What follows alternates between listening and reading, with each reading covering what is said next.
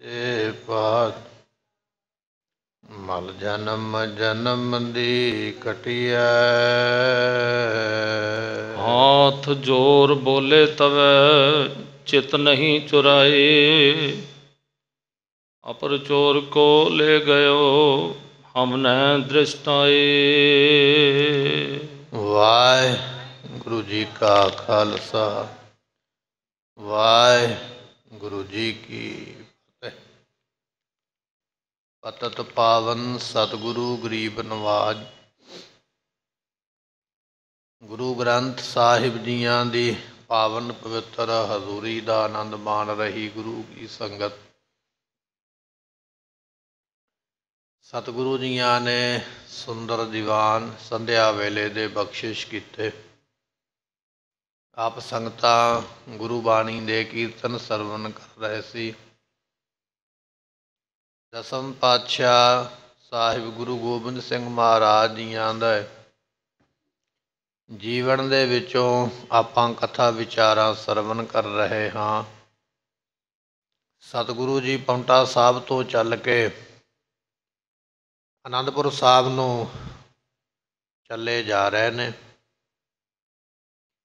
ਨਾਹਨ ਦੇ ਰਾਜੇ ਨੇ ਆਪਣਾ ਇੱਕ ਵਜ਼ੀਰ ਭੇਜਿਆ, ਸਤਿਗੁਰੂ ਜੀ ਮੈਂ ਆਪ ਜੀ ਨੂੰ ਮਿਲਣਾ ਚਾਹੁੰਦਾ ਹਾਂ। ਇਹਦੀ ਬੇਨਤੀ ਸੁਣ ਕੇ ਮਹਾਰਾਜ ਰਸਤੇ ਵਿੱਚ ਪੜਾਅ ਕੀਤਾ। 12 ਦਿਨ ਮਹਾਰਾਜ ਟਿਕੇ ਰਹੇ। ਇਹ ਰੋਜ਼ ਸੁਨੇਹਾ ਭੇਜਦਾ, ਮਹਾਰਾਜ ਅੱਜ ਆ ਜਾਵਾਂਗਾ, ਕੱਲ੍ਹ ਆ ਜਾਵਾਂਗਾ। ਪਰ ਦੂਜੇ ਪਹਾੜੀ ਰਾਜਿਆਂ ਤੋਂ ਡਰਦਾ ਹੋਇਆ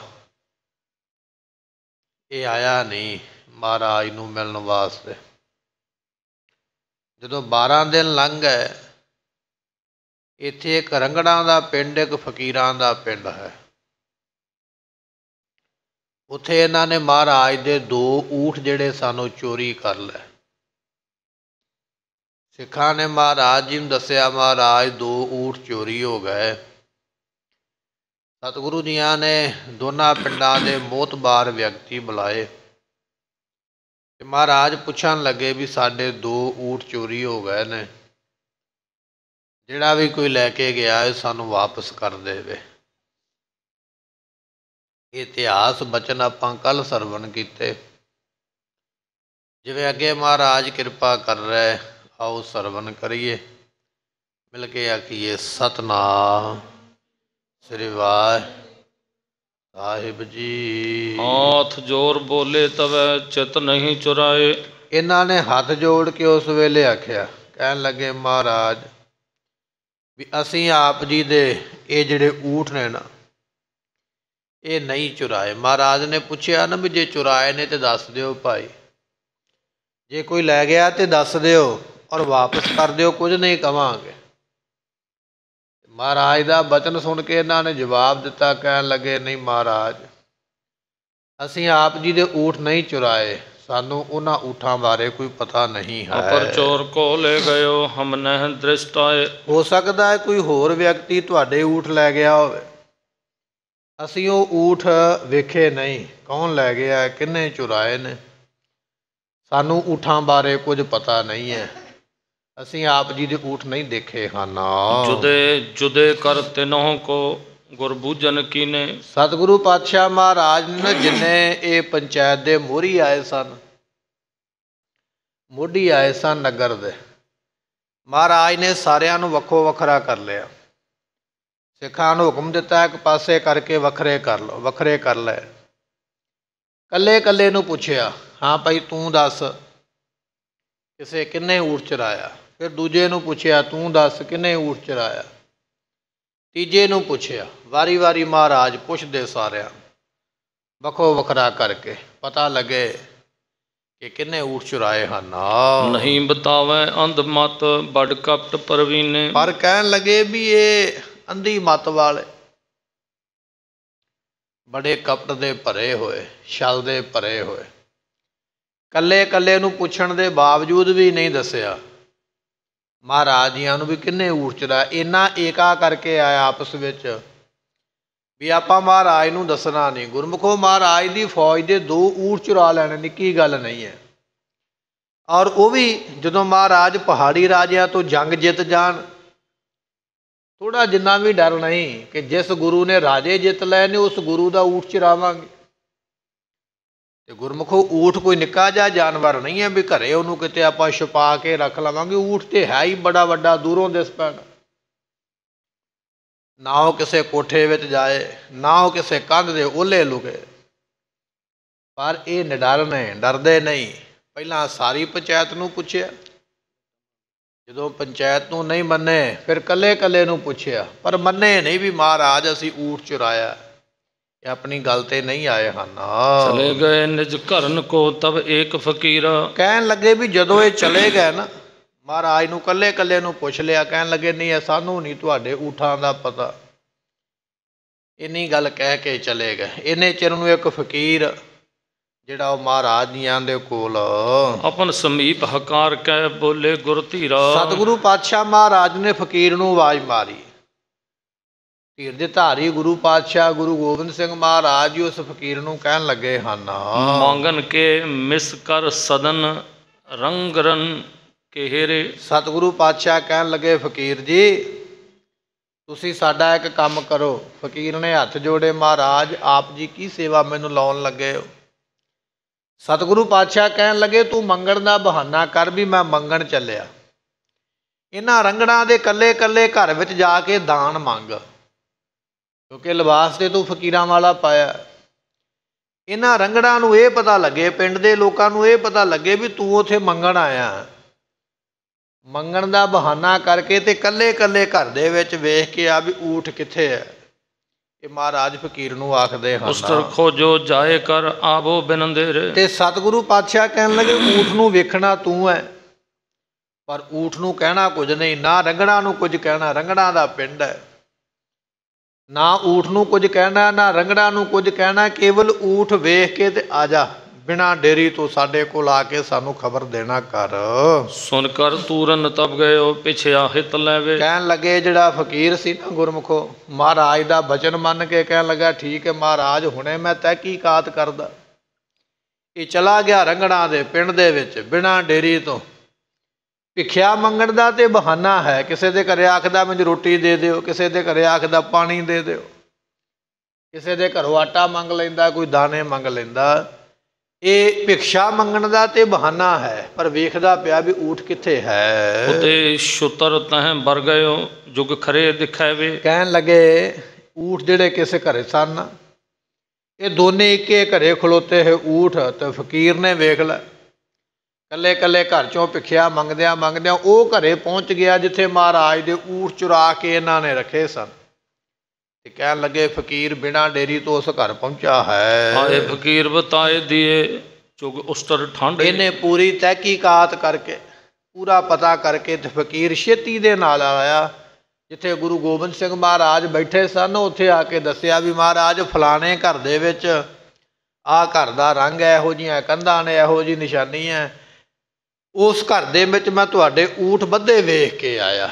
ਇਸ ਫਕੀਰ ਨੇ ਆ ਕੇ ਮਹਾਰਾਜ ਨੂੰ ਦੱਸ ਦਿੱਤਾ ਹੈ। ਛੁਤਰ ਸਦਨ ਮੈਂ ਥਿਰ ਕਰੇ ਬਾਂਧੇ ਤਹ ਗਾਡੇ। ਸਤਿਗੁਰੂ ਪਾਤਸ਼ਾਹ ਜੀ ਉਹ ਜਿਹੜੇ ਤੁਹਾਡੇ ਊਠ ਨੇ ਫਲਾਣੇ ਘਰ ਦੇ ਵਿੱਚ ਊਠਾਂ ਨੂੰ ਬੜੀ ਚੰਗੀ ਤਰ੍ਹਾਂ ਬੰਨ੍ਹ ਕੇ ਉਹਨਾਂ ਨੇ ਰੱਖਿਆ। ਇਹ ਨਹੀਂ ਵੀ ਕੋਈ ਮਾੜਾ ਮੋਟਾ ਰੱਸਾ ਪਾਇਆ ਤੇ ਤੁੜਾ ਕੇ ਛੁਡਾ ਕੇ ਊਠ ਆ ਜਾਣਗੇ, ਨਹੀਂ, ਬੜੀ ਪਕਿਆਈ ਦੇ ਨਾਲ ਉਹਨਾਂ ਨੇ ਤੁਹਾਡੇ ਊਠ ਬੱਧੇ ਹੋਏ।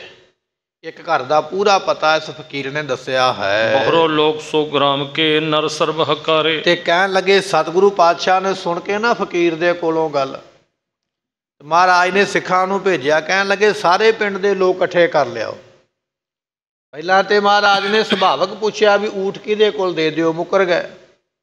ਕੱਲੇ ਕੱਲੇ ਨੂੰ ਪੁੱਛਿਆ ਫਿਰ ਵੀ ਮੁੱਕਰ ਗਏ। ਹੁਣ ਜਦੋਂ ਫਕੀਰ ਨੇ ਦੱਸ ਦਿੱਤਾ ਇਹਨਾਂ ਦੇ ਘਰੇ ਊਠ ਨੇ, ਮਹਾਰਾਜ ਕਹਿਣ ਲੱਗੇ ਜਾਓ, ਜਾ ਕੇ ਨਾ ਸਾਰੇ ਪਿੰਡ ਦੇ ਲੋਕਾਂ ਨੂੰ ਇਕੱਠੇ ਕਰਕੇ ਲਿਆਉਣਾ ਕਰੋ। ਤਸਕਰ ਰੰਗਰ ਜਾਣ ਕੇ ਗੁਰਬਾ ਕੇ ਉਚਾਰੇ। ਇਹ ਜਿਹੜੇ ਰੰਗੜ ਸਨ ਚੋਰ ਸਨ ਗੁਰਮੁਖੋ, ਸਾਰਾ ਪਿੰਡ ਹੀ ਚੋਰਾਂ ਦਾ। ਹੋਰ ਪਹਾੜਾਂ ਵਿੱਚ ਕਿਹੜੀਆਂ ਇਹਨਾਂ ਦੀਆਂ ਕੋਈ ਚੱਕੀਆਂ ਚੱਲਦੀਆਂ ਸਨ, ਚੋਰੀ ਕਰਕੇ ਗੁਜ਼ਾਰਾ ਕਰਦੇ। ਸਾਰਾ ਪਿੰਡ ਹੀ ਚੋਰਾਂ ਦਾ, ਸਾਰਾ ਪਿੰਡ ਚੋਰਾਂ ਦਾ ਹੋਣ ਕਰਕੇ ਇੱਕ ਦੂਜੇ ਦਾ ਨਾਮ ਨਹੀਂ ਲੈਂਦੇ। ਮੈਂ ਨਾਮ ਲਵਾਂਗਾ ਦੂਜਾ ਗੁੱਸਾ ਕਰੇਗਾ। ਅੱਜ ਮੈਂ ਉਹਦਾ ਨਾਮ ਲਵਾਂਗਾ, ਕੱਲ੍ਹ ਨੂੰ ਉਹ ਮੇਰਾ ਨਾਮ ਲਵੇਗਾ। ਇਸ ਤਰ੍ਹਾਂ ਜਾਣ ਕੇ ਚੋਰ ਇੱਕ ਦੂਜੇ ਦਾ ਪਰਦਾ ਰੱਖਦੇ। ਇਹ ਸਾਰਾ ਪਿੰਡ ਹੀ ਚੋਰਾਂ ਦਾ ਹੈ। ਨਾਮ ਧਰੇ 2 ਗ੍ਰਾਮ ਕੇ, ਇੱਕ ਸ਼ੁਭ ਇੱਕ ਖੋਟਾ। ਸਤਿਗੁਰੂ ਪਾਤਸ਼ਾਹ ਮਹਾਰਾਜ ਨੇ ਦੋਨਾਂ ਪਿੰਡਾਂ ਦਾ ਫਿਰ ਨਾਮਕਰਨ ਕੀਤਾ। ਜਿਹੜਾ ਫਕੀਰਾਂ ਦਾ ਪਿੰਡ ਸੀ ਉਹਨੂੰ ਮਹਾਰਾਜ ਨੇ ਆਖਿਆ ਇਹਦਾ ਨਾਮ ਹੋਵੇਗਾ ਸ਼ੁਭ ਪਿੰਡ, ਅਤੇ ਜਿਹੜਾ ਸੀ ਰੰਗੜਾਂ ਦਾ ਪਿੰਡ ਚੋਰਾਂ ਦਾ, ਉਹਦਾ ਨਾਮ ਮਹਾਰਾਜ ਨੇ ਰੱਖਿਆ ਇਹਦਾ ਹੋਵੇਗਾ ਨਾਮ ਖੋਟਾ ਪਿੰਡ। ਇਸ ਤਰ੍ਹਾਂ ਇਹਦੇ ਨਾਮ ਰੱਖੇ ਹਨ। ਫਕਰਨ ਕੋ ਲਾਹਾ ਸਦਾ, ਰੰਗਰਨ ਕੋ ਟੋਟਾ। ਮਹਾਰਾਜ ਨੇ ਨਾਲ ਬਚਨ ਕੀਤੇ, ਕਹਿਣ ਲੱਗੇ ਜਿਹੜੇ ਰੰਗੜ ਨੇ ਇਹਨਾਂ ਨੂੰ ਘਾਟਾ ਰਵੇਗਾ ਹਮੇਸ਼ਾ ਹੀ, ਇਹ ਘਟਦੇ ਹੀ ਰਹਿਣਗੇ। ਜਿਹੜੇ ਫਕੀਰ ਨੇ ਇਹਨਾਂ ਨੂੰ ਹਮੇਸ਼ਾ ਲਾਭ ਹੋਵੇਗਾ। 2 ਪਿੰਡ ਨੇ ਨਾ ਜਿੱਥੇ ਮਹਾਰਾਜ ਬੈਠੇ, ਇੱਕ ਫਕੀਰਾਂ ਦਾ, ਫਕੀਰ ਨੇ ਮਹਾਰਾਜ ਦੀ ਮਦਦ ਕੀਤੀ ਤੇ ਵਰ ਮਿਲਿਆ। ਗੁਰਮੁਖੋ ਕੰਮ ਇੱਕ ਨਹੀਂ ਕੀਤਾ, ਇੱਕ ਦਾ ਚੰਗਾ ਕੰਮ ਕਰਨ ਕਰਕੇ ਪੂਰੇ ਪਿੰਡ ਨੂੰ ਵਰ ਮਿਲ ਗਿਆ ਵੀ ਇਹ ਸਾਧੂਆਂ ਦਾ ਪਿੰਡ ਹਮੇਸ਼ਾ ਵੱਧਦਾ ਫੁੱਲਦਾ ਰਹੇਗਾ। ਤੇ ਚੋਰੀ ਵੀ ਇੱਕ ਨਹੀਂ ਕੀਤੀ ਹੈ ਰੰਗੜਾਂ ਦੇ ਪਿੰਡ ਵਿੱਚੋਂ। ਪੂਰੇ ਪਿੰਡ ਨੂੰ ਮਹਾਰਾਜ ਨੇ ਆਖਿਆ ਖੋਟਿਆਂ ਦਾ ਪਿੰਡ ਹੈ, ਖੋਟੇ ਹੀ ਰਹਿਣਗੇ, ਇਹਨਾਂ ਨੂੰ ਹਮੇਸ਼ਾ ਘਾਟਾ ਹੀ ਰਹੇਗਾ। ਇਹ ਬਚਨ ਆਖੇ ਹਨ। ਚਾਹੋ ਤੁਰਤ ਹੀ ਆਨੀਏ, ਨਤ ਘਰ ਲੁੱਟ ਜਾਏ। ਸਤਿਗੁਰੂ ਪਾਤਸ਼ਾਹ ਮਹਾਰਾਜ ਕਹਿਣ ਲੱਗੇ ਜੇ ਭਲਾ ਚਾਹੁੰਦੇ ਹੋ ਨਾ, ਹੁਣ ਪਹਿਲਾਂ ਤਾਂ ਅਸੀਂ ਤੁਹਾਨੂੰ ਪ੍ਰੇਮ ਮੁਹੱਬਤ ਨਾਲ ਪੁੱਛਦੇ ਰਹੇ, ਤੁਸੀਂ ਮੰਨੇ ਨਹੀਂ, ਪਰ ਹੁਣ ਸਾਨੂੰ ਲੱਗ ਗਿਆ ਪਤਾ। ਹੁਣ ਅਸੀਂ ਤੁਹਾਨੂੰ ਸਾਵਧਾਨ ਕਰਦੇ, ਚੇਤਾਵਨੀ ਦਿੰਦੇ ਹਾਂ, ਜਾਓ ਛੇਤੀ ਦੇ ਨਾਲ ਸਾਡੇ ਊਠ ਆਪਣੇ ਘਰ ਵਿੱਚੋਂ ਖੋਲ੍ਹ ਕੇ ਸਾਨੂੰ ਲਿਆ ਕੇ ਦਿਓ, ਅਤੇ ਜੇ ਨਹੀਂ ਅਸੀਂ ਪੂਰੇ ਦਾ ਪੂਰਾ ਤੁਹਾਡਾ ਪਿੰਡ ਲੁੱਟ ਲਵਾਂਗੇ, ਤੁਹਾਡੇ ਘਰ ਵੀ ਲੁੱਟ ਲਵਾਂਗੇ। ਆਪਣੇ ਊਠ 'ਤੇ ਲਿਆਉਣੇ ਹੀ ਨੇ, ਤੁਹਾਡੇ ਪਿੰਡ ਵਿੱਚ ਵੀ ਕੁਝ ਨਹੀਂ ਛੱਡਣਾ, ਸਭ ਕੁਝ ਲੁੱਟ ਕੇ ਲੈ ਜਾਵਾਂਗੇ। ਜੇ ਆਪਣੇ ਪਿੰਡ ਨੂੰ ਲੁੱਟ ਤੋਂ ਬਚਾਉਣਾ ਚਾਹੁੰਦੇ ਹੋ, ਜਾਓ ਛੇਤੀ ਦੇ ਨਾਲ ਜਾ ਕੇ ਸਾਡੇ ਊਠ ਲਿਆਉਣਾ ਕਰੋ। ਊਟਨ ਤਸਕਰ ਤੁਮ ਸਕਲ ਨਾਹਿਨ ਗਹਿ ਲੈ ਹੈ। ਸਤਿਗੁਰੂ ਪਾਤਸ਼ਾਹ ਕਹਿਣ ਲੱਗੇ ਤੁਸੀਂ ਸਾਰੇ ਚੋਰ ਨਾ ਕੁੱਟ ਖਾਣ ਦੇ ਯੋਗ ਹੋ, ਚਾਹੀਦਾ ਤਾਂ ਵੈਸੇ ਤੁਹਾਨੂੰ ਕੁੱਟਣਾ, ਪਰ ਅਸੀਂ ਤੁਹਾਨੂੰ ਕੁੱਟਿਆ ਨਹੀਂ, ਇੱਕ ਵਾਰਨਿੰਗ ਦਿੰਦੇ ਪਏ, ਚੇਤਾਵਨੀ ਦਿੰਦੇ ਆ, ਸਾਡੇ ਊਠ ਵਾਪਸ ਕਰ ਦਿਓ, ਨਹੀਂ ਤੇ ਤੁਹਾਡੇ ਘਰ ਵੀ ਲੁੱਟ ਲਵਾਂਗੇ ਔਰ ਬਣਾ ਕੇ ਚੰਗੀ ਤਰ੍ਹਾਂ ਤੁਹਾਨੂੰ ਕੁੱਟਾਂਗੇ ਵੀ, ਸਜ਼ਾ ਵੀ ਦੇਵਾਂਗੇ। ਇਹ ਬਚਨ ਮਹਾਰਾਜ ਨੇ ਆਖੇ। ਰੰਗਰ ਡਰ ਧਰ ਉਰ ਵਿਖੈ ਤਤਸ਼ਨ ਲੈ ਆਏ। ਜਦੋਂ ਰੰਗੜਾਂ ਨੇ ਸੁਣੇ ਨਾ ਮਹਾਰਾਜ ਦੇ ਬਚਨ, ਤੇ ਮਹਾਰਾਜ ਦੇ ਫੌਜੀ ਨਾਲ ਨੇ, ਸਿਪਾਹੀ ਨਾਲ ਨੇ, ਸੂਰਮੇ ਨਾਲ ਨੇ, ਇਹਨਾਂ ਨੇ ਵੇਖਿਆ ਵੀ ਮਹਾਰਾਜ ਤੇ ਰਾਜਿਆਂ ਨੂੰ ਜਿੱਤਣ ਵਾਲੇ, ਤੇ ਅਸੀਂ ਕਿਹਦੇ ਪਾਣੀ ਯਾਰ, ਡਰ ਗਏ। ਮਹਾਰਾਜ ਦਾ ਭੈ ਵਾਲਾ ਬਚਨ ਸੁਣ ਕੇ ਛੇਤੀ ਦੇ ਨਾਲ ਆਪਣੇ ਪਿੰਡ ਨੂੰ ਦੌੜ ਕੇ ਗਏ ਤੇ ਊਠ ਲੈ ਕੇ ਆਏ ਹਨ। ਉਸਤਤ ਸੌਂਪੇ ਜੋਰ ਕਰ ਪੁਨ ਬਹੁ ਘਿਗੇ ਆਏ। ਸਤਿਗੁਰੂ ਪਾਤਸ਼ਾਹ ਮਹਾਰਾਜ ਜੀਆਂ ਨੂੰ ਉਸ ਵੇਲੇ ਊਠ ਜਿਹੜੇ ਸਨ ਵਾਪਸ ਕੀਤੇ। ਮਹਾਰਾਜ ਫਲਾਣਾ ਲੈ ਗਿਆ ਹੋਵੇਗਾ, ਦੂਜਾ ਤੀਜਾ ਇੱਕ ਦੂਜੇ ਦਾ ਨਾਮ ਲਈ ਜਾਂਦੇ। ਊਠ ਵਾਪਸ ਕਰਨ ਤੋਂ ਮਗਰੋਂ ਫਿਰ ਮਹਾਰਾਜ ਦੇ ਅੱਗੇ ਹੱਥ ਜੋੜ ਕੇ ਤਰਲਾ ਕੀਤਾ, ਮਿੰਨਤ ਕਰਦੇ, ਕਿਉਂਕਿ ਹੁਣ ਤੋਂ ਭਾਵ ਹੁੰਦਾ ਵੀ ਰੋ ਰੋ ਕੇ ਬੇਨਤੀਆਂ ਕਰਨੀਆਂ, ਤਰਲਾ ਕਰਨਾ, ਮਿੰਨਤ ਕਰਦੇ ਹਨ।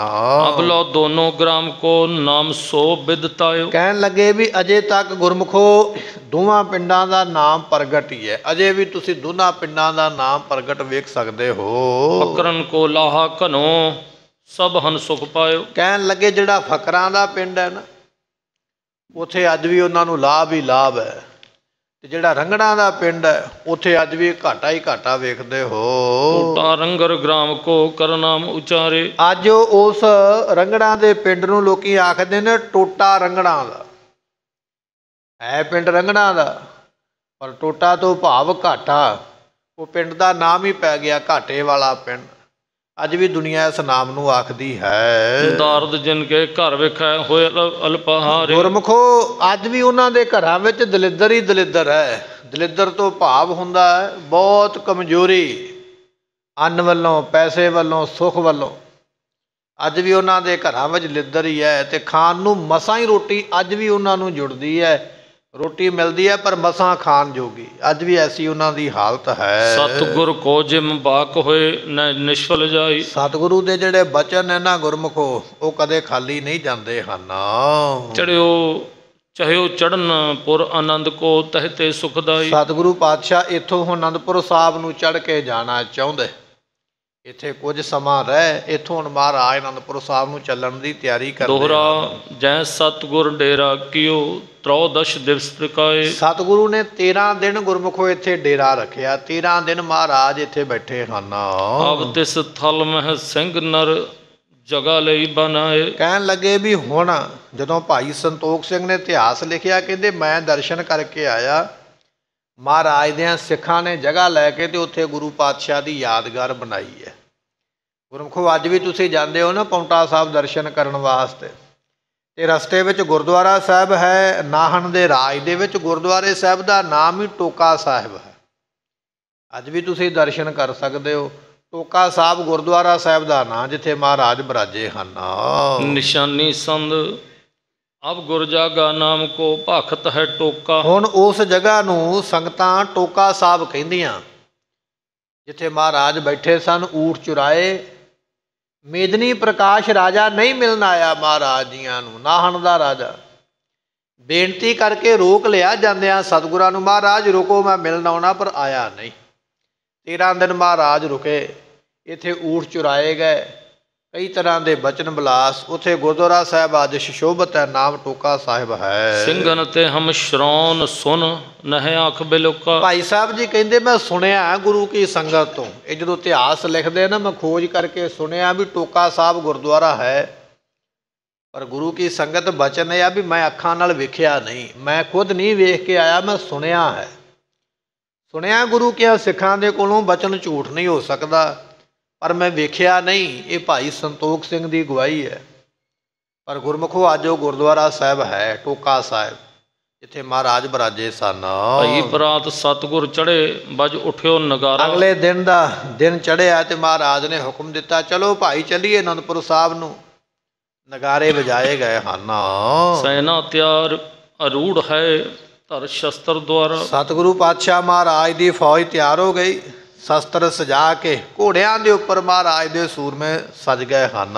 ਹਰ ਹਰ ਕੰਪੈ ਗ੍ਰਾਮਪੁਰ ਸੁਨ ਮਾਰ ਬਕਾਰ। ਜਿੱਥੋਂ ਮਹਾਰਾਜ ਲੰਘਦੇ ਨਾ ਪਿੰਡਾਂ ਦੇ ਪਿੰਡ ਡਰ ਜਾਂਦੇ, ਮਹਾਰਾਜ ਦਾ ਆਉਣਾ ਸੁਣ ਕੇ ਫੌਜਾਂ ਲੰਘਦੀਆਂ ਵੇਖ ਕੇ ਲੋਕੀ ਕੰਬ ਜਾਂਦੇ ਹਨ। ਧੂਮ ਦਲ ਚਲਨ ਕੀ ਮਿਲਵਤ ਸਿਰਦਾਰਾ। ਕਹਿਣ ਲੱਗੇ ਜਦੋਂ ਮਹਾਰਾਜ ਦੀ ਫੌਜ ਚੱਲਦੀ ਹੈ, ਘੋੜਿਆਂ ਦੀਆਂ ਟਾਪਾਂ ਦੇ ਨਾਲ ਮਿੱਟੀ ਉੱਡਦੀ ਹੈ, ਜਦੋਂ ਮਹਾਰਾਜ ਦੇ ਸਿੰਘ ਸੂਰਮੇ ਚੱਲਦੇ ਭੇਟ ਦੇਤ ਬਹੁ ਭਾਂਤ ਕੀ ਮੁਖ ਬਿਨੈ। ਪਿੰਡਾਂ ਪਿੰਡਾਂ ਦੇ ਲੋਕ ਮਿਲਦੇ, ਮਹਾਰਾਜ ਦੇ ਸ਼ਰਧਾਲੂ ਪ੍ਰੇਮੀ ਆ ਕੇ ਆਪੋ ਆਪਣੀ ਭੇਟਾਂ ਰੱਖ ਕੇ ਮੱਥਾ ਟੇਕਦੇ ਹਨ। ਅਭੈ ਦਾਨ ਦਹਿ ਦੇਤ ਪ੍ਰਭ ਨੇ ਚਿੰਤਾ ਠਾਮੈ। ਤੇ ਸਤਿਗੁਰੂ ਪਾਤਸ਼ਾਹ ਜੀ ਅਭੈਤਾ ਦਾ ਦਾਨ ਦਿੰਦੇ। ਮਹਾਰਾਜ ਕਹਿਣ ਲੱਗੇ, ਉਹ ਪਿੰਡ ਵਾਲਿਓ ਡਰੋ ਨਾ, ਅਸੀਂ ਤੁਹਾਨੂੰ ਕੁਝ ਕਹਿਣ ਨਹੀਂ ਆਏ, ਤੁਹਾਨੂੰ ਲੁੱਟਣ ਨਹੀਂ ਆਏ, ਅਸੀਂ ਤੇ ਲੰਘਦੇ ਪਏ ਹਾਂ। ਨਿਰਭੈਤਾ ਦਾ ਦਾਨ ਮਹਾਰਾਜ ਦੇ ਕੇ ਨਿਡਰਤਾ ਦਾ ਤੇ ਉੱਥੋਂ ਅੱਗੇ ਚੱਲਦੇ ਹਨ। ਦਦੀ ਦੁਗਧ ਬਹੁ ਦੇ ਮਿਲੈ ਸ਼੍ਰੀ ਪ੍ਰਭ ਮੁਖ ਦੇਖੈ। ਸਤਿਗੁਰੂ ਪਾਤਸ਼ਾਹ ਮਹਾਰਾਜ ਜੀਆਂ ਨੂੰ ਪਿੰਡ ਦੀਆਂ ਬੀਬੀਆਂ, ਪਿੰਡਾਂ ਦੀਆਂ, ਕੋਈ ਦਹੀਂ ਲੈ ਕੇ ਤੁਰੀ ਆਉਂਦੀ ਹੈ, ਕੋਈ ਦੁੱਧ ਲੈ ਕੇ, ਕੋਈ ਘਿਓ ਲੈ ਕੇ। ਮਹਾਰਾਜ ਆ ਸਾਡੇ ਵੱਲੋਂ ਭੇਟਾਵਾਂ ਸਵੀਕਾਰ ਕਰੋ, ਦੁੱਧ ਦਹੀਂ ਅਤੇ ਘਿਓ ਦੇ। ਸੰਗਤਾਂ ਲੈ ਕੇ ਭਰ ਭਰ ਕੇ ਬਰਤਨ ਮਹਾਰਾਜ ਦੇ ਕੋਲ ਪਹੁੰਚਦੇ ਹਨ। ਰਘੁਬਰ ਤਨ ਸ਼੍ਰੀ ਕ੍ਰਿਸ਼ਨ ਇਹ ਮਤਵੰਤ ਪਰੇਖੈ। ਕਿਉਂਕਿ ਗੁਰਮੁਖੋ ਇੱਥੇ ਬਹੁਤੀ ਹਿੰਦੂ ਮਤ ਦੇ ਲੋਕਾਂ ਦੀ ਗਿਣਤੀ ਹੈ, ਤੇ ਹਿੰਦੂ ਮਤ ਦੇ ਲੋਕ ਜਿਹੜੇ ਨੇ ਭਗਵਾਨ ਰਾਮ ਜੀਆਂ ਨੂੰ ਮੰਨਦੇ ਨੇ, ਭਗਵਾਨ ਕ੍ਰਿਸ਼ਨ ਜੀਆਂ ਨੂੰ ਮੰਨਦੇ ਨੇ। ਇਸ ਕਰਕੇ ਉਹ ਲੋਕ ਇਹ ਗੱਲ ਕਹਿੰਦੇ, ਕਹਿਣ ਲੱਗੇ ਧੰਨ ਗੁਰੂ ਗੋਬਿੰਦ ਸਿੰਘ ਮਹਾਰਾਜ ਦਾ ਇਹ ਰੂਪ, ਇਹ ਭਗਵਾਨ ਰਾਮਚੰਦਰ ਦਾ ਹੀ ਰੂਪ ਨੇ, ਇਹ ਭਗਵਾਨ ਕ੍ਰਿਸ਼ਨ ਦਾ ਰੂਪ ਹਨ। ਇਸ ਤਰ੍ਹਾਂ ਕਰ ਕਰਕੇ ਬੇਨਤੀਆਂ ਕਰਦੇ ਹਨ। ਲਖੈ ਸਫਲਤਾ ਹੀਰ ਕੈ ਲੈ ਲਾਭ ਸੁਨੈ ਨਾ। ਇਹ ਜਾਣਦੇ ਨੇ ਲੋਕ ਵੀ ਮਹਾਰਾਜ ਦੇ ਦਰਸ਼ਨ ਜਿਹੜੇ ਨੇ ਨਾ ਲਾਭ ਵਾਲੇ ਨੇ, ਸਫਲੇ ਦਰਸ਼ਨ ਨੇ, ਕਰਾਂਗੇ ਤੇ ਸਾਨੂੰ ਲਾਭ ਪ੍ਰਾਪਤ ਹੋਵੇਗਾ। ਜਨ ਸਕੇਲ ਕੈ 100 ਦਰਜ ਰਚ ਵਿਦ ਸੁਖ ਦੇਨਾ। ਕਹਿਣ ਲੱਗੇ ਵੀ ਇਹ ਜਿਹੜੀ ਸੁੰਦਰਤਾ ਹੀ ਹੈ ਨਾ, ਪਰਮੇਸ਼ਰ ਨੇ ਸਾਰੀ ਦੀ ਸਾਰੀ ਧੰਨ ਗੁਰੂ ਗੋਬਿੰਦ ਸਿੰਘ ਮਹਾਰਾਜ ਵਿੱਚ ਭਰ ਦਿੱਤੀ ਹੈ। ਮਹਾਰਾਜ ਦਾ ਇੰਨਾ ਸੁੰਦਰ ਸਰੂਪ ਹੈ ਧੰਨ ਗੁਰੂ ਗੋਬਿੰਦ ਸਿੰਘ ਪਾਤਸ਼ਾਹ ਜੀਆਂ ਦਾ, ਕਿ ਲੋਕ ਗੱਲਾਂ ਕਰਦੇ ਨੇ ਕਿ ਵਿਧਾਤਾ ਨੇ, ਅਕਾਲ ਪੁਰਖ ਨੇ ਸਾਰੀ ਸੁੰਦਰਤਾਈ ਗੁਰੂ ਗੋਬਿੰਦ ਸਿੰਘ ਮਹਾਰਾਜ ਵਿੱਚ ਭਰ ਦਿੱਤੀ ਹੈ। ਇੱਕ ਰਾਣੀ ਕੋ ਰਾਏਪੁਰ ਗ੍ਰਾਮੈ ਕੋ ਨਾਮ। ਜਦੋਂ ਮਹਾਰਾਜ ਚੱਲਦੇ ਆਉਂਦੇ ਨੇ ਤੇ ਰਸਤੇ ਵਿੱਚ ਇੱਕ ਰਾਣੀ ਹੈ, ਰਾਏਪੁਰ ਇਹਦਾ ਪਿੰਡ ਹੈ। ਰਾਏਪੁਰ ਦੀ ਰਾਣੀ ਰਸਤੇ ਦੇ ਵਿੱਚ ਇੱਕ ਰਹਿੰਦੀ ਹੈ। ਕਰਤ ਰਾਜ ਰਾਣੀ ਤਹਾਂ ਸੁਤ ਜਿਸ ਅਬਰਾਮੂ। ਕਹਿਣ ਲੱਗੇ ਵੀ ਇਹ ਰਾਣੀ ਆਪਣੇ ਪੁੱਤਰ ਦੇ ਸਮੇਤ ਇੱਥੇ ਰਾਜ ਕਰਦੀ ਹੈ। ਕੋਈ ਨਿੱਕਾ ਜਿਹਾ ਇਲਾਕਾ ਹੋਵੇਗਾ, ਉਸ ਇਲਾਕੇ ਦੀ ਇਹ ਰਾਣੀ ਹੈ। ਰਾਣੀ ਜਿਹੜੀ ਹੈ ਰਾਏਪੁਰ ਦੀ ਰਾਣੀ ਇਸ ਨੂੰ ਆਖਿਆ ਜਾਂਦਾ ਹੈ। ਇਹਦਾ ਇੱਕ ਪੁੱਤਰ ਹੈ ਤੇ ਬੜੇ ਸੁੱਖ ਨਾਲ ਰਾਜ ਕਰਦੀ ਹੈ। ਆਨੰਦਪੁਰ ਕੇ ਪੰਥ ਮੈਂ ਚਲਤਿਓ ਨਿਰਾਵਾ। ਕਹਿਣ ਲੱਗੇ ਸਤਿਗੁਰੂ ਪਾਤਸ਼ਾਹ ਜੀ ਆਨੰਦਪੁਰ ਸਾਹਿਬ ਨੂੰ ਤੁਰੇ ਜਾਂਦੇ ਸਨ ਤੇ ਤੁਰਦਿਆਂ ਤੁਰਦਿਆਂ ਉਹ ਰਾਣੀ ਦਾ ਨਗਰ ਨੇੜੇ ਆ ਗਿਆ। ਜਿਹੜੀ ਰਾਣੀ ਇੱਥੇ ਰਹਿੰਦੀ ਉਹਦਾ ਪਿੰਡ ਨੇੜੇ ਆਇਆ ਹੈ। ਸੁਨ ਸਤਿਗੁਰ ਆਗਮਨ ਕੋ ਤਿਨ ਮੋਦ ਬਢਾਵਾ। ਜਦੋਂ ਉਹਨੂੰ ਪਤਾ ਲੱਗਾ ਨਾ ਵੀ ਮਹਾਰਾਜ ਮੇਰੀ ਇਸ ਰਾਜ ਦੇ ਕੋਲੋਂ ਲੰਘਦੇ ਜਾਂਦੇ, ਮੇਰੀ ਰਿਆਸਤ ਵਿੱਚੋਂ ਜਾ ਰਹੇ, ਉਹ ਬੜੀ ਖੁਸ਼ ਹੋਈ ਮਨ ਵਿੱਚ ਵੀ ਸਤਿਗੁਰਾਂ ਦੇ ਦਰਸ਼ਨ ਹੁਣ ਮਹਾਰਾਜ ਮੇਰੇ ਕੋਲੋਂ ਲੰਘਣ ਲੱਗੇ, ਮੈਂ ਕਰ ਲੈਣਾ ਕਰਾਂ। ਪੁਰਬਤ ਹੈ ਮਨ ਕਾਮਨਾ ਪਿਕ ਸ਼ਰਦਾ ਧਾਰੀ। ਇਹ ਰਾਣੀ ਜਾਣਦੀ ਹੈ ਵੀ ਮਹਾਰਾਜ ਜੀ ਮਨ ਦੀਆਂ ਵਾ ਕਾਮਨਾਵਾਂ ਪੂਰੀਆਂ ਕਰਦੇ, ਵੀ ਜੋ ਸਤਿਗੁਰਾਂ ਕੋਲੋਂ ਮੰਗ ਲਈਏ ਸਤਿਗੁਰੂ ਉਹ ਕਾਮਨਾ ਪੂਰੀ ਕਰ ਦਿੰਦੇ। ਐਸੀ ਭਾਵਨਾ ਇਹਦੇ ਮਨ ਵਿੱਚ ਹੈ। ਕਰੇ ਭਾਵ ਸਭ ਹਿਰਦੈ ਕੋ ਦੇ ਸਭ ਸੁਖ ਭਾਰੀ। ਜਿਹੜਾ ਵੀ ਮਹਾਰਾਜ ਦੇ ਭਾਵਨਾ ਨਾਲ ਦਰਸ਼ਨ ਕਰਦਾ ਸਤਿਗੁਰੂ ਜੀ ਉਸ ਨੂੰ ਸਾਰੇ ਸੁਖ ਬਖਸ਼ਿਸ਼ ਕਰ ਦਿੰਦੇ। ਜਿਹੜਾ ਭਾਵਨਾ ਦੇ ਨਾਲ ਦਰਸ਼ਨ ਕਰਦਾ ਮਹਾਰਾਜ ਜੀਆਂ ਦੇ ਸਤਿਗੁਰੂ ਉਸ ਨੂੰ ਸਾਰੇ ਸੁਖ ਬਖਸ਼ਦੇ ਹਨ। ਇਤਿਆਦਿਕ ਜਸ ਸ਼੍ਰੋਣ ਸੁਨ ਦਲ ਸੰਗ ਕਨੇਰਾ। ਇਤਿਆਦਿਕ ਮਹਾਰਾਜ ਦੀ ਵਡਿਆਈ ਜਿਹੜੀ ਹੈ ਨਾ ਇਸ ਰਾਣੀ ਨੇ ਸੁਣੀ ਹੈ। ਰਾਏਪੁਰ ਦੀ ਰਾਣੀ ਮਹਾਰਾਜ ਦੀ ਵਡਿਆਈ ਸੁਣ ਕੇ ਤੇ ਬੜੀ ਭਾਵਨਾ ਰੱਖਦੀ ਹੈ ਮਹਾਰਾਜ ਜੀਆਂ ਦੀ ਆਪਣੇ ਹਿਰਦੇ ਵਿੱਚ। ਤੇ ਸਤਿਗੁਰੂ ਪਾਤਸ਼ਾਹ ਜੀ ਦਲ ਦੇ ਸਮੇਤ ਫੌਜ ਦੇ ਸਮੇਤ ਮੈਨੂੰ ਦਰਸ਼ਨ ਦੇਣਾ ਕਰਨਾ। ਹਰ ਹੈ ਦੇਹ ਸ਼ਿਤ ਰਾਜ ਕੋ ਸਮਰੱਥ ਬਡੇਰਾ। ਰਾਣੀ ਇਹ ਵੀ ਜਾਣਦੀ ਹੈ ਵੀ ਜੇ ਮਹਾਰਾਜ ਖੁਸ਼ ਹੋ ਗਏ ਤੇ ਮੈਨੂੰ ਧਰਤੀ ਦਾ ਰਾਜ ਬਖਸ਼ਿਸ਼ ਕਰ ਸਕਦੇ। ਹੁਣ ਤੇ ਮੈਂ ਇੱਕ ਰਿਆਸਤ ਦੀ ਰਾਣੀ ਆ, ਪਰ ਜੇ ਮਹਾਰਾਜ ਖੁਸ਼ ਹੋ ਜਾਣ ਇਹ ਤੇ ਪੂਰੀ ਧਰਤੀ ਦਾ ਰਾਜ ਭਾਗ ਬਖਸ਼ਿਸ਼ ਕਰ ਸਕਦੇ ਹਨ। ਨਿਕਸੀ ਬਾਹਰ ਮਗ ਜਹਾਂ ਹੋਏ ਖਰੀ ਅਗਾਰੀ। ਜਿੱਥੇ ਮਹਾਰਾਜ ਜਾ ਰਹੇ ਸਨ ਰਸਤੇ ਦੇ ਵਿੱਚੋਂ ਇਹ ਰਾਣੀ ਬੜੀ ਛੇਤੀ ਆਪਣੇ ਨਾਲ ਕੁਝ ਮੋਹਤਬਾਰ ਵਿਅਕਤੀ ਲੈ ਕੇ ਤੇ ਰਸਤੇ 'ਤੇ ਆ ਕੇ ਖੜੀ ਹੋ ਗਈ ਵੀ ਇਸ ਰਸਤੇ ਤੋਂ ਮਹਾਰਾਜ ਨੇ ਲੰਘ ਕੇ ਅੱਗੇ ਅਨੰਦਪੁਰ ਸਾਹਿਬ ਨੂੰ ਜਾਣਾ। ਛੇਤੀ ਨਾਲ ਆਪਣੇ ਮਹਿਲ ਵਿੱਚੋਂ ਨਿਕਲ ਕੇ ਰਸਤੇ 'ਤੇ ਆ ਕੇ ਖੜੀ ਹੋਈ ਹੈ। ਕਲਗੀਧਰ ਆਵਤ ਪਿਖੇ ਹੈ ਕੀ ਅਸਵਾਰੀ। ਇਸਨੇ ਕੀ ਵੇਖਿਆ? ਧੰਨ ਗੁਰੂ ਗੋਬਿੰਦ ਸਿੰਘ ਮਹਾਰਾਜ ਜੀ ਘੋੜੇ ਦੇ ਉੱਪਰ ਸਵਾਰ, ਨਾਲ ਮਹਾਰਾਜ ਦੇ ਸਿੱਖ। ਐਸੀ ਸਵਾਰੀ ਮਹਾਰਾਜ ਦੀ ਰਸਤੇ 'ਚ ਆ ਰਹੀ ਹੈ। ਗਰੀਬ ਨੀਵ ਕਰ ਜੋਰ ਕਰ ਆਈ ਜਬ ਨੇਰੇ। ਜਦੋਂ ਸਤਿਗੁਰੂ ਘੋੜੇ ਤੇ ਚੜ੍ਹੇ ਆਉਂਦੇ, ਤੁਰੇ ਆਉਂਦੇ, ਇਸਨੇ ਮਹਾਰਾਜ ਨੂੰ ਵੇਖ ਕੇ ਦੋਨੇ ਹੱਥ ਜੋੜ ਲਏ, ਆਪਣੀ ਧੌਣ ਨੀਵੀਂ ਕਰ ਲਈ, ਸਿਰ ਆਪਣਾ ਨੀਵਾਂ ਕਰਕੇ ਦੂਰੋਂ ਹੀ ਮਹਾਰਾਜ ਨੂੰ ਵੇਖ ਕੇ ਇਸ ਰਾਏਪੁਰ ਦੀ ਰਾਣੀ ਨੇ ਨਮਸਕਾਰ ਕੀਤੀ ਹੈ। ਖਰੇ ਭਏ ਪਿਖ ਭਾਵ ਕੋ ਜਨਮ ਸੀ ਬਡੇਰੇ। ਸਤਿਗੁਰੂ ਪਾਤਸ਼ਾਹ ਮਹਾਰਾਜ ਜੀ ਦਾਸਾਂ ਦੇ ਵਸੀਕਾਰ ਨੇ ਨਾ, ਜਿਹੜੇ ਦਾਸ ਨੇ ਸੇਵਕ ਨੇ ਉਹਨਾਂ ਦੇ ਵਸੀਕਾਰ ਨੇ ਮਹਾਰਾਜ ਸਾਹਿਬ ਜੀ। ਸਤਿਗੁਰੂ ਨੇ ਘੋੜਾ ਖੜਾ ਕਰ ਲਿਆ ਇਸ ਰਾਣੀ ਨੂੰ ਵੇਖ ਕੇ। ਰਾਣੀ ਦੀ ਭਾਵਨਾ ਵੇਖ ਕੇ ਨਾ ਵੀ ਹੱਥ ਜੋੜ ਕੇ ਖਲੋਤੀ ਹੈ ਭਾਵਨਾ ਦੇ ਨਾਲ, ਤੇ ਸਤਿਗੁਰਾਂ ਨੇ ਆਪਣਾ ਘੋੜਾ ਉੱਥੇ ਖੜਾ ਕਰ ਲਿਆ ਹੈ। ਵਿੱਚ ਰਕਾਬ ਕੇ ਪੱਗ ਕਮਲ ਸਿਰ ਤਾਹੇ ਟਿਕਾਵਾ। ਸਤਿਗੁਰੂ ਪਾਤਸ਼ਾਹ ਦੇ ਚਰਨ ਜਿਹੜੇ ਸਨ ਘੋੜੇ ਦੀ ਰਕਾਬ ਦੇ ਵਿੱਚ ਸਨ। ਮਹਾਰਾਜ ਘੋੜੇ ਤੇ ਬੈਠੇ ਹੋਏ ਨਾ ਤੇ ਰਕਾਬਾਂ ਦੇ ਵਿੱਚ ਦੋਨੇ ਚਰਨ ਮਹਾਰਾਜ ਦੇ ਜੁੱਤੀ ਦੇ ਸਮੇਤ, ਜੋੜੇ ਦੇ ਸਮੇਤ। ਸਤਿਗੁਰਾਂ ਨੇ ਰਾਣੀ ਰਾਏਪੁਰ ਦੀ ਨੂੰ ਵੇਖ ਕੇ ਜਦੋਂ ਘੋੜਾ ਆਪਣਾ ਖਿਲਾਰਿਆ, ਖੜਾ ਕੀਤਾ, ਰਾਣੀ ਫਿਰ ਅੱਗੇ ਵਧੀ ਹੈ। ਮਹਾਰਾਜ ਦੇ ਰਕਾਬ ਦੇ ਵਿੱਚ ਹੀ ਚਰਨ ਨੇ, ਉੱਥੇ ਹੀ ਚਰਨਾਂ ਦੇ ਉੱਪਰ ਆਪਣਾ ਸਿਰ ਰੱਖ ਦਿੱਤਾ। ਰਕਾਬ ਦੇ ਨਾਲ ਚਰਨਾਂ ਦੇ ਜੋੜੇ ਦੇ ਨਾਲ ਆਪਣਾ ਸਿਰ ਲਾ ਕੇ ਰਾਣੀ ਨੇ ਮੱਥਾ ਟੇਕਿਆ ਹੈ। ਹੱਥਨ ਸਾਥ ਸਪਰਸ਼ ਕਰ ਦ੍ਰਿਗ ਮੁਖ ਪ੍ਰਲਾਵਾ। ਫਿਰ ਆਪਣਾ ਹੱਥ ਮਹਾਰਾਜ ਦੇ ਚਰਨਾਂ ਦੇ ਉੱਪਰ ਸਪਰਸ਼ ਕਰਕੇ ਉਹ ਫਿਰ ਆਪਣਾ ਹੱਥ ਆਪਣੇ ਮੂੰਹ ਨੂੰ ਲਾਇਆ ਕਿ ਮੇਰਾ ਇਹ ਚੰਗੇ ਭਾਗ ਨੇ ਜੋ ਗੁਰੂ ਗੋਬਿੰਦ ਸਿੰਘ ਪਾਤਸ਼ਾਹ ਦੇ ਦਰਸ਼ਨ ਹੋਏ ਔਰ ਮਹਾਰਾਜ ਦੇ ਚਰਨ ਮੈਂ ਆਪਣੇ ਹੱਥਾਂ ਵਿੱਚ ਫੜ ਸਕੀ। ਅੱਜ ਮੇਰੇ ਹੱਥ ਸਫਲੇ ਹੋ ਗਏ। ਅਤੇ ਮਹਾਰਾਜ ਦੇ ਚਰਨਾਂ ਨੂੰ ਹੱਥ ਲਾ ਕੇ ਆਪਣੇ ਮੂੰਹ ਨੂੰ ਲਾਉਂਦੀ ਹੈ, ਮਸਤਕ ਨੂੰ ਲਾਉਂਦੀ ਹੈ, ਨੇਤਰਾਂ ਨੂੰ ਲਾਉਂਦੀ ਹੈ। ਇਸ ਤਰ੍ਹਾਂ ਆਪਣੇ ਤਨ ਮਨ ਨੂੰ ਸਫਲਾ ਕਰਦੀ ਹੈ। ਮੈਂ ਸੇਵਕਨੀ ਹੈ ਪ੍ਰਭੂ ਨਿਜ ਕਰਨਾ ਕੀਜੈ। ਇਸਨੇ ਬੇਨਤੀ ਕੀਤੀ, ਮਹਾਰਾਜ ਮੈਂ ਤੁਹਾਡੇ ਘਰ ਦੀ ਸੇਵਕ ਹਾਂ, ਆਪ ਜੀ ਦੇ ਘਰ ਦੀ ਦਾਸ ਹਾਂ, ਮੈਨੂੰ ਦਾਸ ਜਾਣ ਲੈਣਾ ਕਰੋ, ਮੈਨੂੰ ਸੇਵਕ ਨਹੀਂ ਜਾਣ ਲੈਣਾ ਕਰੋ। ਮਹਾਰਾਜ ਮੇਰੇ ਤੇ ਕਿਰਪਾ ਕਰੋ। ਉਤਰ ਲਗਾਵੋ ਸਿਵਰ ਨਿਜ ਮਮ ਭਾਵ ਪ੍ਰੀਜ। ਸਤਿਗੁਰੂ ਜੀ ਆਪ ਜੀ ਉਤਰੋ ਇੱਥੇ ਤੇ ਮੇਰੇ ਘਰੇ ਆਪ ਜੀ ਡੇਰਾ ਕਰੋ। ਮੇਰੀ ਭਾਵਨਾ ਇਹ ਹੈ ਕਿ ਤੁਸੀਂ ਮੇਰੇ ਘਰੇ ਡੇਰਾ ਕਰੋ। ਵੇਖੋ ਗੁਰਮੁਖੋ, ਇੱਕ ਪਾਸੇ ਨਾਹਣ ਦਾ ਰਾਜਾ ਹੈ, ਬੜਾ ਵੱਡੀ ਰਿਆਸਤ ਹੈ ਔਰ ਫੌਜ ਵੀ ਹੈ। ਉਹ ਡਰਦਾ ਹੈ ਕਿ ਦੂਜੇ ਰਾਜੇ ਕਿਤੇ ਨਾਰਾਜ਼ ਨਾ ਹੋ ਜਾਣ।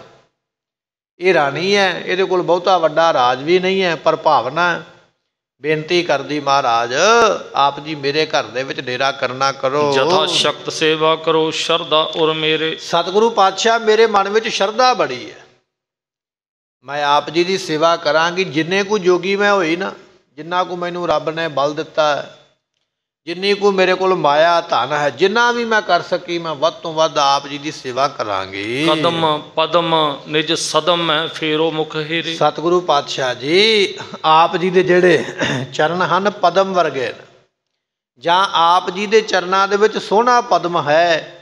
ਮੈਂ ਇਹਨਾਂ ਅੱਖਾਂ ਦੇ ਨਾਲ ਆਪ ਜੀ ਦੇ ਚਰਨ ਆਪਣੇ ਘਰ ਵਿੱਚ ਪੈਂਦੇ ਹੋਏ ਵੇਖਣਾ ਚਾਹੁੰਦੀ ਹਾਂ ਕਿ ਆਪ ਜੀ ਦੇ ਚਰਨ ਮੇਰੇ ਘਰ ਦੇ ਵਿੱਚ ਪੈਣਾ ਕਰਨਾ। ਨਿਸਭ ਸੋ ਸੁਤ ਅਲਪ ਬੈ ਤੁਮ ਚਰਨੀ ਲਾਵੋ। ਸਤਿਗੁਰੂ ਜੀ ਮੇਰੇ ਘਰੇ ਇੱਕੋ ਰਾਤ ਹੀ ਰਹੋ, ਜ਼ਿਆਦਾ ਲੰਮਾ ਸਮਾਂ ਤੁਹਾਡੇ ਤੋਂ ਮੰਗਦੀ ਨਹੀਂ। ਇੱਕ ਰਾਤ ਮੇਰੇ ਘਰੇ ਰਹੋ। ਮੇਰਾ ਇੱਕ ਛੋਟਾ ਜਿਹਾ ਪੁੱਤਰ ਹੈ, ਮਹਾਰਾਜ ਉਹਦੇ ਸਿਰ ਤੇ ਮਿਹਰ ਦਾ ਹੱਥ ਰੱਖੋ। ਮੈਂ ਆਪਣੇ ਪੁੱਤਰ ਨੂੰ ਤੁਹਾਡੇ ਚਰਨਾਂ 'ਤੇ ਮੱਥਾ ਟਿਕਾਉਣਾ ਚਾਹੁੰਦੀ ਹਾਂ, ਤੁਹਾਡਾ ਆਸ਼ੀਰਵਾਦ ਲੈਣਾ ਚਾਹੁੰਦੇ। ਇੱਕ ਪੁੱਤਰ ਦੇ ਉੱਪਰ ਮਿਹਰ ਦੀ ਕਿਰਪਾ ਕਰਨੀ ਕਰੋ। ਚਲੋ ਹੋ ਬੰਸ ਨਿਜ ਜਗਤ ਮਹਿ ਸੁਖ ਜੁਤ ਬਰ ਪਾਵੋ। ਸਤਿਗੁਰੂ ਪਾਤਸ਼ਾਹ ਜੀ ਮੈਨੂੰ ਵਰ ਦਿਓ ਵੀ ਮੇਰਾ ਖਾਨਦਾਨ ਅੱਗੇ ਵਧੇ, ਇੱਕ ਪੁੱਤਰ ਤੋਂ ਅੱਗੇ ਕੁੱਲ ਚੱਲੇ ਔਰ ਮੇਰਾ ਪੁੱਤਰ ਹਮੇਸ਼ਾ ਸੁਖੀ ਰਵੇ, ਮੇਰਾ ਖਾਨਦਾਨ ਖੁਸ਼ੀ ਰਵੇ, ਸੁਖ ਦੇ ਸਮੇਤ ਰਵੇ। ਮਹਾਰਾਜ ਮੈਨੂੰ ਵਰ ਦੇਣਾ ਕਰੋ। ਹੀਰ ਪ੍ਰੇਮ ਰਾਣੀ ਹਿਰਦੈ ਮਾਨਿਓ ਹੋ ਡੇਰਾ। ਸਤਿਗੁਰੂ ਪਾਤਸ਼ਾਹ ਨੇ ਰਾਣੀ ਦਾ ਪ੍ਰੇਮ ਵੇਖ ਕੇ ਨਾ, ਭਾਵਨਾ ਵੇਖ ਕੇ, ਤੂੰ ਭਗਤਾਂ ਕਹਿ ਵਸ ਭਗਤਾਂ ਆਣ ਤੇਰਾ। ਗੁਰੂ ਪਰਮਾਤਮਾ ਭਗਤਾਂ ਦੇ ਹਮੇਸ਼ਾ ਵਸੀਕਾਰ ਹੁੰਦਾ, ਉਹਨਾਂ ਦਾ ਪ੍ਰੇਮ ਵੇਖ ਕੇ। ਤੇ ਸਤਿਗੁਰੂ ਮੰਨ ਗਏ, ਸਿੱਖਾਂ ਨੂੰ ਹੁਕਮ ਦਿੱਤਾ ਵੀ ਰਾਣੀ ਦੇ ਮਹਿਲਾਂ ਵਿੱਚ ਅੱਜ ਡੇਰਾ ਕਰਨਾ ਕਰੋ। ਹੁਕਮ ਦਇਓ ਉਤਰੇ ਪ੍ਰਭੂ ਇੱਕ ਥਾਨ ਅਸ਼ੇਰਾ। ਬੜਾ ਸੋਹਣਾ ਜਿਹਾ ਥਾਂ ਵੇਖ ਕੇ ਮਹਾਰਾਜ ਉਤਰ ਪਏ, ਚੰਗਾ ਥਾਂ ਵੇਖ ਕੇ ਡੇਰਾ ਕੀਤਾ ਹੈ। ਤੰਬੂ ਸ਼ਮਿਆਨੇ ਤਨੇ ਹੈ ਲੈਨ ਲਗਾਏ। ਸਤਿਗੁਰੂ ਪਾਤਸ਼ਾਹ ਮਹਾਰਾਜ ਜੀਆਂ ਦਾ ਹੁਕਮ ਮੰਨ ਕੇ ਤੰਬੂ ਲਾ ਦਿੱਤੇ ਗਏ, ਸ਼ਮਿਆਨੇ ਕੱਸ ਦਿੱਤੇ ਗਏ ਵੀ ਇੱਥੇ ਮਹਾਰਾਜ ਨੇ ਬਿਰਾਜਣਾ। ਬਾਹਰ ਮੈਦਾਨ ਦੇ ਵਿੱਚ ਸੋਹਣੇ ਤੰਬੂ ਸ਼ਮਿਆਨੇ ਲਾ ਕੇ ਮਹਾਰਾਜ ਦੇ ਰਹਿਣ ਦਾ ਪ੍ਰਬੰਧ ਹੋਇਆ। ਮਹਾਰਾਜ ਦੇ ਸਿੱਖਾਂ ਦੇ ਘੋੜੇ ਜਿਹੜੇ ਸਨ ਇੱਕ ਕਤਾਰ ਦੇ ਵਿੱਚ ਸਾਰੇ ਬੰਨ੍ਹ ਦਿੱਤੇ ਹਨ। ਜਹ ਕਹਿ ਸਿੱਖਨ ਸੁਭਟ ਗਨ ਬਿਸਰਾਮ ਸੁਪਾਏ। ਮਹਾਰਾਜ ਜੀਆਂ ਦੇ ਸਿੱਖ ਸੂਰਮੇ ਰਾਣੀ ਨੇ ਆਪਣੇ ਮਹਿਲਾਂ ਵਿੱਚ ਜਗ੍ਹਾ ਦਿੱਤੀ ਹੈ।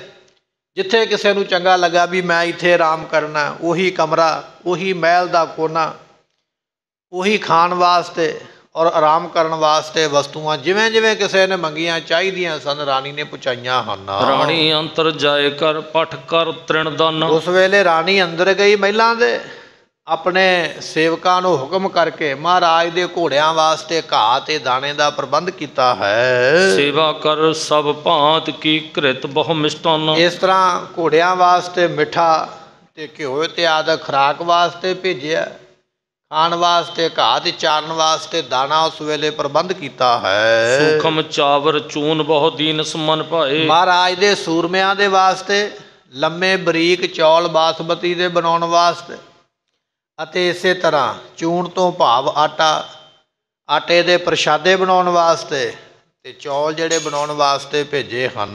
ਸਭ ਦਲ ਲੈ ਕਰ ਅਸਨ ਕੀਏ ਵਿੰਜਨ ਸ਼ੁਭ ਖਾਏ। ਹਲਵਾਈ ਲਾ ਕੇ, ਬਣਾਉਣ ਵਾਲੇ ਲਾ ਕੇ ਸੋਹਣੇ ਲੰਮੇ ਲੰਮੇ ਚੌਲ ਤੜਕੇ ਵਾਲੇ, ਲੂਣ ਵਾਲੇ, ਮਿੱਠੇ ਵਾਲੇ, ਜਰਦੇ ਵਾਲੇ ਤਿਆਰ ਕਰਵਾਏ। ਪ੍ਰਸ਼ਾਦੇ ਬਣਾਏ, ਕਈ ਤਰ੍ਹਾਂ ਦੀਆਂ ਸਬਜ਼ੀਆਂ ਭਾਜੀਆਂ ਬਣਾਈਆਂ ਹਨ। ਬਹੁਰ ਪਠੇ ਨਿਜ ਮਨੁਜ ਤਬ ਬਿਨਤੀ ਇਮਗਾਈ। ਜਦੋਂ ਸਾਰਾ ਕੁਝ ਬਣ ਗਿਆ, ਸਤਿਗੁਰਾਂ ਦੇ ਬੇਨਤੀ ਕਰਨ ਵਾਸਤੇ ਔਰ ਛਕਾਉਣ ਵਾਸਤੇ ਕੁਝ ਬੰਦੇ ਭੇਜ ਕੇ ਇਸ ਨੇ ਬੇਨਤੀ ਕੀਤੀ ਹੈ। ਅੰਤਰਿਆਮੈ ਪ੍ਰਾਤ ਕੋਲੇ ਸਿੱਖ ਸਮੁਦਾਈ। ਸਤਿਗੁਰੂ ਪਾਤਸ਼ਾਹ ਨੇ ਬੇਨਤੀ ਇਹ ਭੇਜੀ ਹੈ ਕਿ ਮਹਾਰਾਜ ਅੱਜ ਆਪ ਜੀ ਆਪਣੇ ਤੰਬੂਆਂ ਵਿੱਚ ਆਰਾਮ ਕਰ ਰਹੇ ਹੋ, ਪਰ ਮੇਰੀ ਬੇਨਤੀ ਹੈ ਵੀ ਕੱਲ੍ਹ ਨੂੰ ਮੇਰੇ ਮਹਿਲਾਂ ਵਿੱਚ ਆ ਕੇ ਜ਼ਰੂਰ ਚਰਨ ਪਾਇਓ। ਕੱਲ੍ਹ ਨੂੰ ਮੇਰੇ ਮਹਿਲਾਂ ਵਿੱਚ ਚਰਨ ਪਾ ਕੇ ਫਿਰ ਆਪ ਜੀ ਨੇ ਜਾਣਾ ਹੈ। ਆਹਾਰਨ ਬੈਠ ਕਰ ਹੋਏ ਭੌਨ ਪਨੀਤਾ। ਸਤਿਗੁਰੂ ਪਾਤਸ਼ਾਹ ਜੀ ਕੱਲ੍ਹ ਦਾ ਭੋਜਨ ਜਿਹੜਾ ਨਾ ਮੇਰੇ ਘਰੇ ਬੈਠ ਕੇ ਕਰਿਓ। ਅੱਜ ਤੇ ਆਪ ਜੀ ਨੇ ਬਾਹਰ ਟਿਕਾਣਾ ਕਰ ਲਿਆ, ਤੰਬੂ ਲਾ ਲਿਆ, ਉਹ ਆਪ ਜੀ ਦੀ ਮਰਜ਼ੀ ਹੈ, ਪਰ ਕੱਲ੍ਹ ਦਾ ਭੋਜਨ ਮੇਰੇ ਘਰੇ ਬੈਠ ਕੇ ਛਕਿਓ, ਮੇਰਾ ਘਰ ਪਵਿੱਤਰ ਹੋ ਜਾਏਗਾ। ਇੱਕ ਮੁਕਾਮ ਪ੍ਰਭ ਜੀ ਕਰੈ ਆਸਾ ਮਹਿ ਚੀਤਾ। ਮਹਾਰਾਜ ਮੇਰੇ ਮਨ ਦੀ ਆਸਾ ਇਹ ਹੈ ਵੀ ਤੁਸੀਂ ਮੇਰੇ ਘਰ ਵਿੱਚ ਇੱਕ ਡੇਰਾ ਕਰੋ, ਭਾਵੇਂ 10 ਮਿੰਟ ਵਾਸਤੇ ਹੀ ਕਰੋ।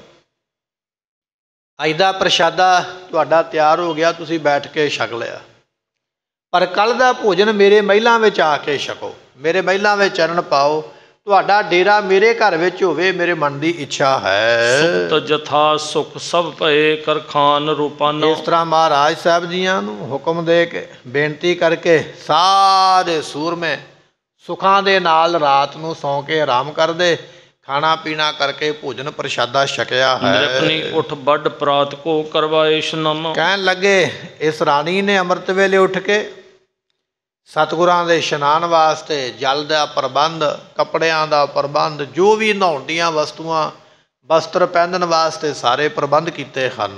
ਤਿਹਾਵਲ ਪੂਰ ਕਾ ਰੁਚ ਸੋ ਕਰਵਾਏ। ਹੁਣ ਅਗਲਾ ਦਿਨ ਚੜ੍ਹਿਆ ਸਤਿਗੁਰਾਂ ਦੇ ਵਾਸਤੇ, ਕਹਿਣ ਲੱਗੇ ਬੜਾ ਸੋਹਣਾ ਪ੍ਰਸ਼ਾਦ ਬਣਾਇਆ, ਤੇ ਪੂਰਕਾ ਤੋਂ ਭਾਵ ਹੈ ਪੂੜੀਆਂ ਬਣਾਈਆਂ, ਪੂੜੀਆਂ ਛਕਣ ਵਾਸਤੇ। ਇਸੇ ਤਰ੍ਹਾਂ ਚਣਿਆਂ ਦੀ ਸਬਜ਼ੀ ਬਣਾ ਲਈ ਹੈ, ਸੋਹਣੀਆਂ ਪੂੜੀਆਂ, ਛੋਲੇ ਇਤਿਆਦਿਕ ਜਿਹੜੇ ਨੇ ਤਿਆਰ ਕਰਵਾਏ। ਦੇਸੀ ਘਿਓ ਦਾ ਕੜਾਹ ਪ੍ਰਸ਼ਾਦ ਵੀ ਤਿਆਰ ਕਰਵਾਇਆ ਛਕਣ ਵਾਸਤੇ।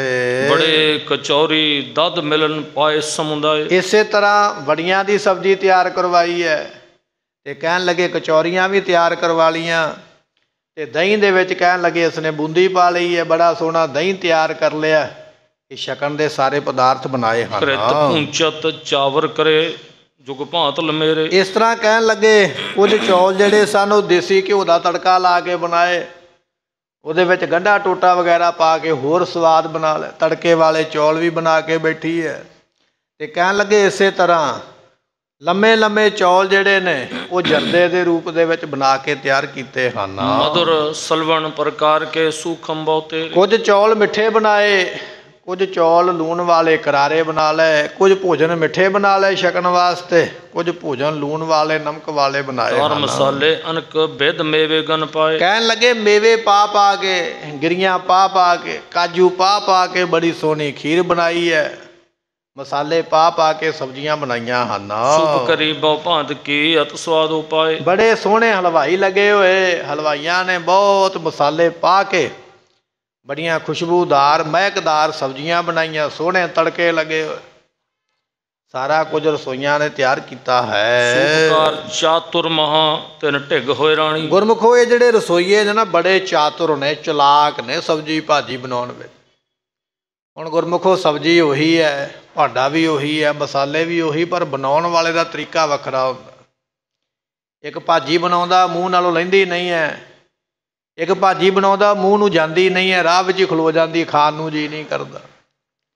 ਸਬਜ਼ੀ ਉਹੀ ਹੈ, ਭਾਂਡਾ ਵੀ ਉਹੀ ਹੈ, ਅੱਗ ਵੀ ਉਹੀ ਹੈ, ਮਸਾਲੇ ਵੀ ਉਹੀ, ਪਰ ਬਣਾਉਣ ਵਾਲੇ ਦਾ ਤਰੀਕਾ ਹੈ। ਇੱਕ ਇੰਨੀ ਸਵਾਦ ਬਣਾਉਂਦਾ ਜੀ ਕਰਦਾ ਉਂਗਲਾਂ ਖਾ ਜਾਈਏ, ਇੱਕ ਇੰਨੀ ਭੈੜੀ ਬਣਾਉਂਦਾ ਜੀ ਕਰਦਾ ਉਂਗਲ ਵੀ ਨਾ ਲਾਈਏ।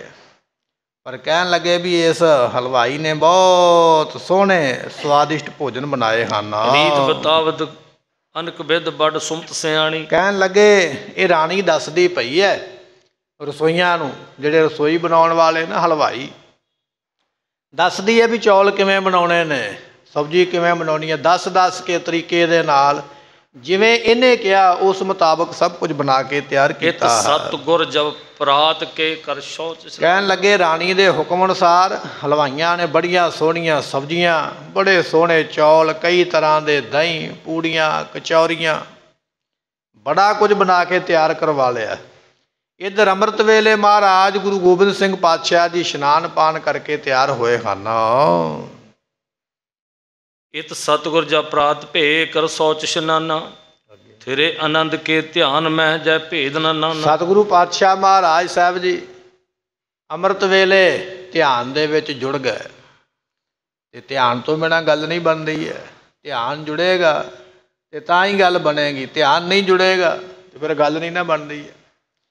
ਪਰ ਕਈ ਵਾਰੀ ਧਿਆਨ ਜਿਹੜਾ ਸਵਾਦਿਸ਼ਟ ਭੋਜਨਾਂ ਵੱਲ ਚਲੇ ਜਾਂਦਾ ਵੀ ਕਿੰਨੇ ਕੁ ਸਵਾਦ ਬਣੇ ਹੋਣਗੇ। ਸੋ ਕਹਿਣ ਲੱਗੇ ਰਾਣੀ ਨੇ ਸੋਹਣੇ ਭੋਜਨ ਬਣਾ ਕੇ ਤਿਆਰ ਕੀਤੇ ਹਨ। ਗਾਏ ਰਬਾਬੀ ਵੌਰ ਕੋ ਤੁਨ ਅਦਕ ਸੁਹਾਵੇ। ਕਹਿਣ ਲੱਗੇ ਗੁਰੂ ਕੇ ਰਬਾਬੀਏ ਜਿਹੜੇ ਨੇ ਕੀਰਤਨ ਕਰਨ ਵਾਲੇ, ਆਸਾ ਦੀ ਵਾਰ ਦਾ ਕੀਰਤਨ ਸ਼ੁਰੂ ਹੋ ਗਿਆ, ਬੜੇ ਸੋਹਣੇ ਰਾਗਾਂ ਵਿੱਚ ਪਾ ਪਾ ਕੇ ਗੁਰੂ ਕੀ ਬਾਣੀ ਦੇ ਸ਼ਬਦ ਪੜ੍ਹ ਕੇ ਸੁਣਾਉਂਦੇ ਹਨ। ਬਰਿੰਦ ਰਾਗ ਅਰ ਰਾਗਨੀ ਹਰ ਖਾਏ ਸੁਨਾਵੇ। ਕਈ ਤਰ੍ਹਾਂ ਦੇ ਰਾਗ ਪੜ੍ਹ ਕੇ ਔਰ ਰਾਗਨੀਆਂ ਪੜ੍ਹ ਕੇ, ਜਿਵੇਂ ਆਸਾ ਹੈ, ਅਸਾਵਰੀ ਹੈ, ਭੈਰੋਂ ਹੈ, ਭੈਰਵੀ ਹੈ, ਇਹ ਰਾਗ ਤੇ ਰਾਗਨੀਆਂ ਨਾ ਅੰਮ੍ਰਿਤ ਵੇਲੇ ਪੜ੍ਹੇ ਜਾਂਦੇ, ਇਹਨਾਂ ਵਿੱਚ ਆਸਾ ਦੀ ਵਾਰ ਪੜ੍ਹੀ ਜਾਂਦੀ ਹੈ। ਇਸ ਤਰ੍ਹਾਂ ਆਸਾ ਦੀ ਵਾਰ ਪੜ੍ਹ ਕੇ ਸੁਣਾਈ ਜਾਂਦੀ ਹੈ। ਗੁਰਬਾਣੀ ਕੋ ਪਾਠ ਬਹੁ ਸਿੱਖ ਕਰੈ ਸੁਜਾਨਾ। ਗੁਰੂ ਕੇ ਸਿੱਖ ਵੀ ਗੁਰਮੁਖੋ ਨਿਤਨੇਮੀ ਨੇ। ਅੰਮ੍ਰਿਤ ਵੇਲੇ ਉੱਠ ਕੇ ਸਿੱਖਾਂ ਨੇ ਇਸ਼ਨਾਨ ਪਾਣ ਕੀਤਾ, ਗੁਰਬਾਣੀ ਦਾ ਪਾਠ ਕੀਤਾ ਗਿਆ, ਗੁਰਬਾਣੀ ਪੜ੍ਹੀ ਗਈ ਹੈ। ਗੁਰਬਾਣੀ ਦਾ ਪਾਠ ਅੰਮ੍ਰਿਤ ਵੇਲੇ ਕਰਦੇ ਹਨ।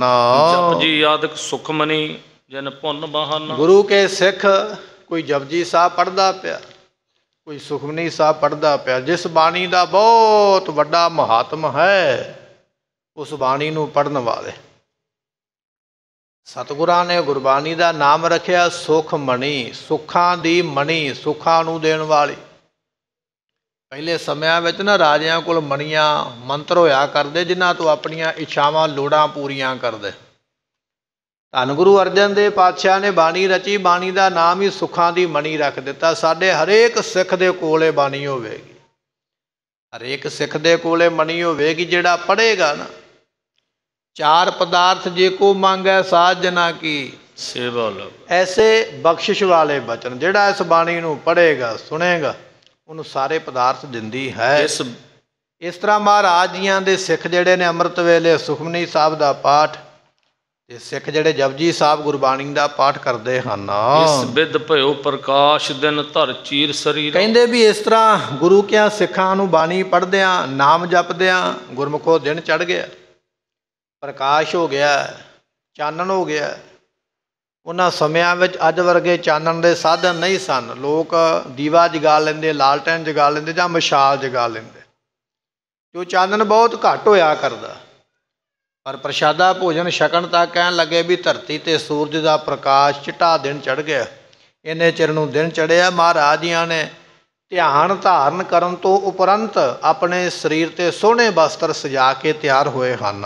ਸ਼ਸਤਰ ਸਜੇ ਸਭ ਅੰਗ ਮੈਂ ਪ੍ਰਭ ਗੁਣੀ ਗਹੀਰਾ। ਗੁਣਾ ਦੇ ਖਜ਼ਾਨੇ ਮਹਾਰਾਜ ਜੀ ਆਪਣੇ ਸਰੀਰ ਦੇ ਉੱਪਰ ਸੋਹਣੇ ਸ਼ਸਤਰ ਸਜਾ ਕੇ, ਸੋਹਣੇ ਵਸਤਰ ਪਾ ਕੇ, ਉੱਪਰ ਦੀ ਸੋਹਣੇ ਸ਼ਸਤਰ ਸਜਾ ਕੇ ਮਹਾਰਾਜ ਗੁਣੀ ਗਹੀਰ ਤਿਆਰ ਹੋਏ ਹਨ। ਤੇ ਜੋ ਨਰ ਪ੍ਰਧਾਨ ਤਹਿ ਰਾਨੀ ਸੋ ਪਠਾਈ। ਜਿਹੜੇ ਪ੍ਰਧਾਨ ਲੋਕ ਸਨ, ਰਾਣੀ ਦੇ ਮੁਖੀ ਬੰਦੇ ਹੋਣਗੇ ਅੱਗੇ ਕੰਮ ਕਰਨ ਵਾਲੇ, ਰਾਣੀ ਨੇ ਉਹਨਾਂ ਨੂੰ ਭੇਜਿਆ ਸਤਿਗੁਰਾਂ ਨੂੰ ਬੇਨਤੀ ਕਰਨ ਵਾਸਤੇ। ਜਾਓ ਜਾ ਕੇ ਮਹਾਰਾਜ ਨੂੰ ਬੇਨਤੀ ਕਰੋ, ਸਤਿਗੁਰੂ ਜੀ ਇਹ ਭੋਜਨ ਪ੍ਰਸ਼ਾਦਾ ਤਿਆਰ ਹੈ। ਜਿਹੜੇ ਪ੍ਰਧਾਨ ਵਿਅਕਤੀ ਨੇ ਉਹ ਰਾਣੀ ਨੇ ਭੇਜੇ ਹਨ। ਬੇਨਤੀ ਕਰ ਆਨੋ ਪ੍ਰਭੂ ਸਿੱਖ ਜੁਤ ਸਮਝਾਏ। ਇਸ ਰਾਣੀ ਨੇ ਭੇਜਿਆ, ਕਹਿਣ ਲੱਗੇ ਸਤਿਗੁਰਾਂ ਨੂੰ ਜਾ ਕੇ ਬੇਨਤੀ ਕਰੋ ਕਿ ਮਹਾਰਾਜ ਜੀ ਭੋਜਨ ਪ੍ਰਸ਼ਾਦਾ ਤਿਆਰ ਹੋ ਗਿਆ ਹੈ, ਆਪ ਜੀ ਕਿਰਪਾ ਕਰਕੇ ਛਕੋ।